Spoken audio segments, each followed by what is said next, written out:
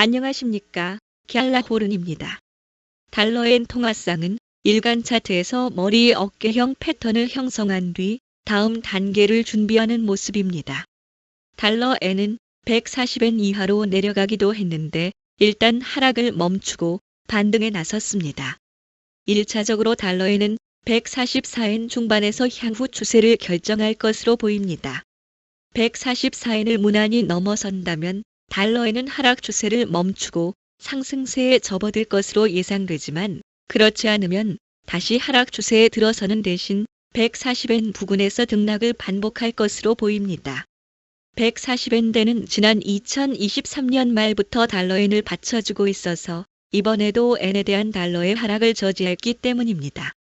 달러엔이 곧바로 상승세로 전환하지 않는다면 140엔을 바닥 삼아 비추세 구간에 들어서며 장기 추세를 탐색할 것으로 보입니다.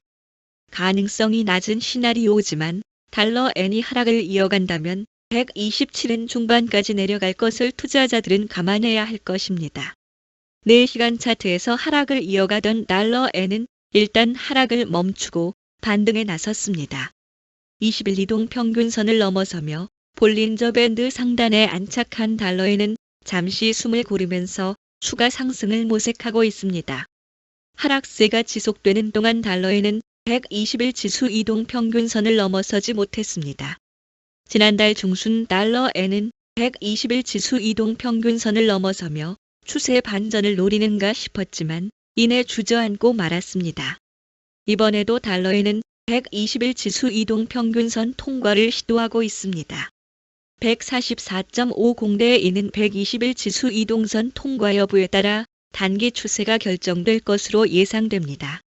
일시적인 통과가 아니라 144엔 중반 위에 안착하면 달러엔의 추가 상승을 기대해 볼 수 있지만 그렇지 못하다면 140엔에서 143엔 사이를 오가며 다음 추세를 위한 동력을 축적할 것으로 보입니다.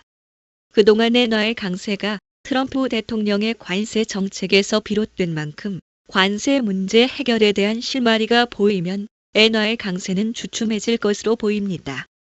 추세가 어떤 모습을 갖추든 달러엔은 140엔 부근을 기반으로 움직일 것으로 예상됩니다. 일본 닛산 자동차는 내년 말까지 중국에 약 1조 9,530억 원을 추가 투자한다고 23일 밝혔습니다. 닛산 자동차는 중국에서 현지 기업들과의 경쟁 심화로 고전하는 가운데 추가 투자로 세계 최대 시장인 중국에서 경쟁력을 회복한다는 계획입니다. 도널드 트럼프 미국 대통령은 중국에 대한 145%의 관세는 매우 높은 수준임을 인정하면서 협상이 타결되면 관세가 상당히 인하될 것이고 중국과의 협상은 잘 되고 있다고 언급했습니다. 하지만 트럼프 대통령은 현지 시간으로 22일 백악관에서 대중국 관세가 제로가 되지는 않을 것이라고 덧붙였습니다. 미중 무역이 사실상 단절된 상황에서 부작용이 커지자 트럼프 행정부는 관세율을 낮추는 방안을 검토 중인 것으로 알려졌습니다. 트럼프 행정부는 관세를 50% 수준으로 인하하는 방안을 검토 중이라는 것입니다. 현지 시간으로 23일에도 트럼프 대통령은 대중관세는 2-3주 내 정해질 것이고 상당한 인하가 있을 것이라고 말했습니다. 그러나 미국만 내리는 일방적인 관세 인하는 없을 것이라고 못 박았습니다. 트럼프 대통령의 발언에도 불구하고 미중 무역 갈등은 중국이 주도하는 모양새입니다. 중국은 희토류 광물과 자석의 수출을 사실상 중단했는데 중국이 수출 통제하고 있는 희토류와 자석 등은 첨단 산업의 필수적일 뿐 아니라 자동차 산업에도 중요한 재료입니다. 중국이 통제하고 있는 희토류 가운데 가돌리늄은 뇌종양 진단에 필요한 조영제 원료로 중국의 대응은 전방위적인 파괴력을 보여주는 상황입니다. 그리고 트럼프 대통령은 현재 물가가 내려갔다고 강조하며 미 연방준비제도는 금리를 내려야 하며 지금이 적기라며 연준을 압박했습니다. 트럼프 대통령은 최근 제롬 파월 연준 의장을 해임할 수 있음을 시사한 발언을 놓고 파월 의장을 해고할 생각은 전혀 없다고 말하고 파월 의장이 좀 더 적극적이길 바란다고 말했습니다. 트럼프 대통령의 발언에 대해 중국은 대화의 문은 활짝 열려 있다는 종전 입장을 되풀이했습니다. 중국 외교부 궈자쿤 대변인은 미국이 진정으로 대화와 협상을 통해 문제를 해결하고자 한다면 위협과 협박을 중단하고 평등과 존중, 호혜의 기초 위에서 중국과 대화해야 한다고 강조했습니다. 트럼프 대통령이 대중국 관세와 연준 의장에 대해 갑자기 유화적인 태도를 취하면서 뉴욕 증시는 상승했습니다. 엔비디아 주가는 며칠 전 AI 칩 H20의 중국 수출이 제한됐음에도 3.9% 올랐습니다. 파월 의장과 연준에 대한 우려가 해소되면서 미 국채 가격도 대부분 상승했습니다. 10년물 미 국채 수익률은 13베이시스 포인트 급락하면서 4.27%를 기록했습니다. 안전자산에 대한 수요가 감소하면서 사상 최고치를 기록한 금 시세도 하락했고 비트코인은 3월 이후 처음으로 9만 달러를 돌파했습니다. 스콧 베센트 미 재무장관은 현지 시간으로 23일 미국과 중국 간 무역 문제와 관련해 빅딜의 기회가 있다고 밝혔습니다. 베센트 장관은 국제무역금융연구소 연설에서 중국이 균형을 맞추고 싶다면 함께 하자고 말했습니다.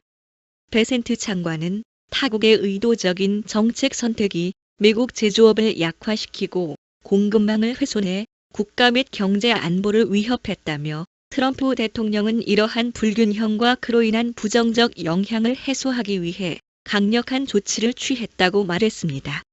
또 양측 모두 현재 관세 수준이 지속 가능하다고 생각하지 않는다며 양측이 서로 관세를 인하하더라도 놀랍지 않다고 강조했습니다. 그러면서 지속적인 대규모 불균형 상태는 미국뿐만 아니라 다른 경제에도 지속 가능하지 않다고 지적하며 세계은행이 중국처럼 경제가 성장한 국가에 계속 대출하는 행태를 비판했습니다. 베센트 장관은 이번 주 후반 워싱턴 DC에서 가토 가스노부 일본 재무장관과 만날 예정입니다. 트럼프 대통령이 미국 제조업을 부양하기 위해 약달러를 선호할 수 있다는 인식 때문에 미일 간 협상에서 환율 문제가 거론될 가능성이 제기되는 가운데 베센트 장관은 일본과의 협상에서 환율 목표는 절대 없다고 단언했습니다. 베센트 장관은 이번 협상에 대해 여러 요소를 검토하고 있으며 이는 모두 하나의 협상이라고 설명했습니다. 이에 앞서 일본 측 수석 협상가 아카자와 료세이 경제 재생상은 지난주 미국 당국자들과의 회의에서 외환 문제가 논의되지 않았다고 밝혔습니다. 최근 몇 년간 엔화는 달러 대비 가치가 평가절하됐는데 지난 3주간 엔화 가치는 빠르게 상승했습니다. 이는 트럼프 대통령의 관세 정책이 스태그플레이션 우려는 물론 안전 자산인 미 국채에 대한 투매 현상을 불러 엔화가 스위스 프랑과 함께 가치가 절상됐기 때문이었습니다.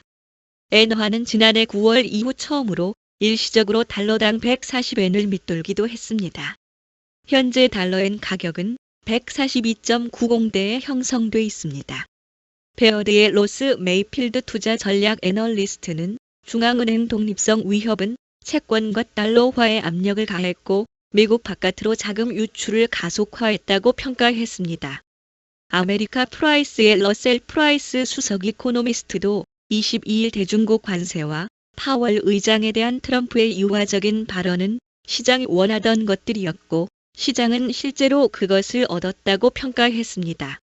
라 프랑세즈 AM의 전략가인 프랑스와 리무는 파월을 해임할 가능성은 매우 낮다고 봤고 중국에 대한 톤이 완화된 것이 시장에 안도감을 주었다고 지적했습니다. 하지만 상호 관세 유예 기간 90일 후에 미 행정부가 관세를 어떻게 부과할지 대비해야 한다고 강조했습니다.